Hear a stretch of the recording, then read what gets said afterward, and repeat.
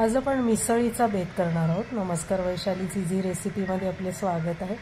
मस्त पाऊस चालू आहे आणि सगळीकडे हिरवं हिरवं झालेलं आहे आणि अशात आज आपण मस्त मिसळीचा बेत करणार आहोत।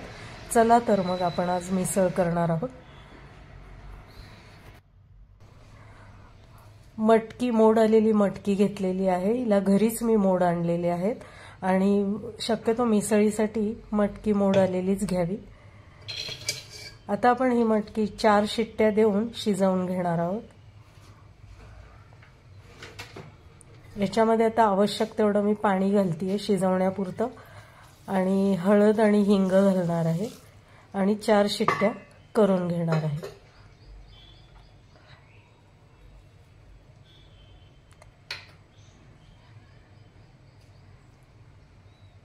आता हे व्यवस्थित मी हलवून घेते।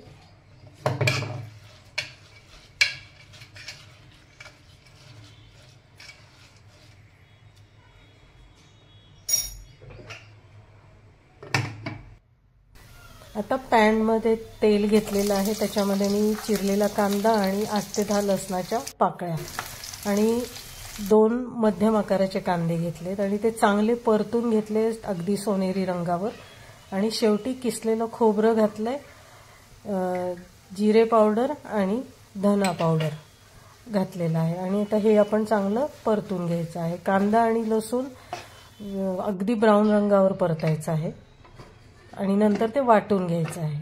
इकडे कुकर पण गार झालेला आहे, मी मटकी शिजली आहे चांगली।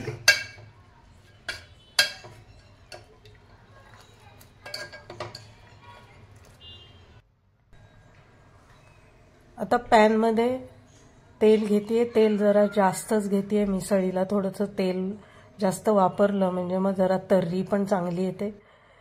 आता जो कांदा लसूण खोबरं याचं जे वाटण केलंय आपण, जे परतून घेतलं होतं त्याचं मी असं बारीक अगदी वाटून घेतलेलं आहे आणि आता हे 2 ते 3 सेकंद मी परतून घेतलंय। त्याच्यामध्ये आता हळद घातली आहे, तिखट घातलेलं आहे, 1.5 चमचा तिखट घातलंय आणि गरम मसाला घातलेला आहे आणि धना जिरा पावडर आपण कांदा परततानाच घातलेली आहे। चवीनुसार मीठ घातलेलं आहे। आता हे पण मी 2 मिनिटं परतून घेणार आहे। थोडंसं तेल सुटलं मसाल्याला की मग पाणी घालणार आहे।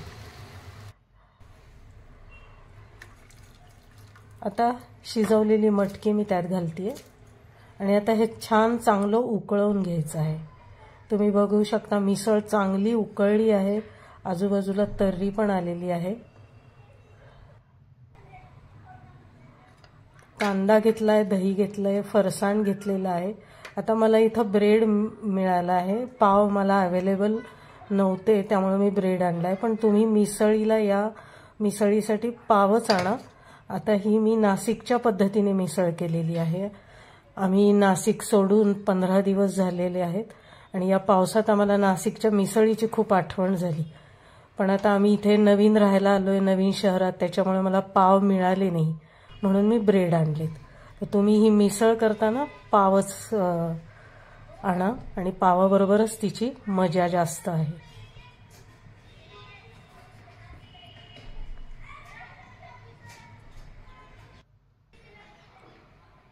मस्तपैकी मिसळ तयार झालेली आहे। आता मस्त ताव मारणार आहोत आम्ही मिसळीवर।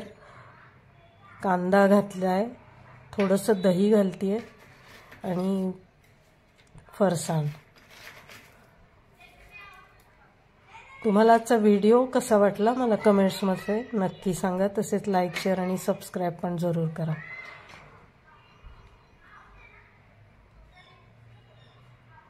आपण पुन्हा भेटूया माझ्या पुढच्या व्हिडिओमध्ये नवीन रेसिपीसह, वैशालीज इझी रेसिपीमध्ये।